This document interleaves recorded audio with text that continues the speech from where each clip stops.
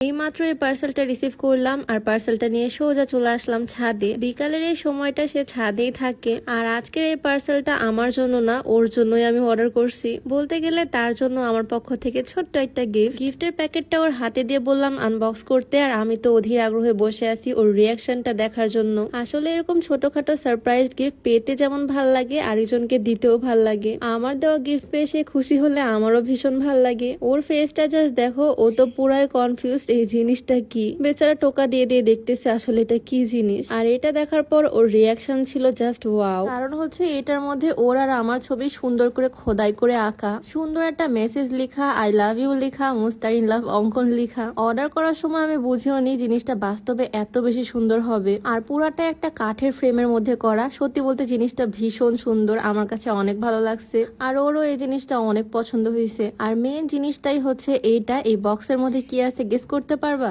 এইটার মধ্যে আছে খুবই সুন্দর একটা ওয়ালেট। আসলে এই ওয়ালেটটা এমন একটা জিনিস, প্রত্যেকটা ছেলে সব সময় তার কাছে এই জিনিসটা রাখে। আর আমার মনে হয় প্রিয় মানুষকে গিফট করার জন্য এই জিনিসটা একদম বেস্ট। আর তার উপর এই ওয়ালেটের মধ্যেও খোদাই করে ওর আর আমার ছবি আঁকা আছে। জিনিসটা আমার খুবই ভালো লাগে। আর এটার ভিতরে অনেকগুলো চেম্বার, প্লাস এইখানে দেখলাম দুইটা সুন্দর সুন্দর ছবি। এক পাশে আমার ছবি, আরেক পাশে ওর আর আমার একসাথে একটা কাপল পিকচার। আমাদের ছবি অ্যাটাচ করা এই সুন্দর ওয়ালেটটা সবসময় ওর কাছে থাকবে। আর এটার উপরে পার্টটাও দেখো কি সুন্দর, আমাদের বিয়ে ছবি খোদাই করে আঁকা। এর থেকে বেস্ট গিফট আর কি বা হতে পারে বলো। এর আগেও আমি ওকে একটা ওয়ালেট গিফট করছিলাম, বাট ওইটার অবস্থা এখন খুবই খারাপ। অনেকদিন ধরে আমি ভাবতেছিলাম ওর ওয়ালেটটা চেঞ্জ করা দরকার, একদম বাজে অবস্থা হয়ে গেছে এটার। অনেকদিন ইউজ করছে এই ওয়ালেটটা সে। এই ওয়ালেটটা ওকে আমি গিফট করছিলাম। আর এবার মনে হচ্ছে আগের ওয়ালেটের থেকে নতুন ওয়ালেটটারও বেশি সুন্দর। আমাদের বিয়ের এই ছবিটা আমার কাছে ভীষণ স্পেশাল, তাই এই ছবিটাই প্রিন্ট করে নিছি। এই সুন্দর ওয়ালেট গুলো আমি নিই মিস্টার গিফটম্যান ফেসবুক পেজ থেকে। তাদের পেজে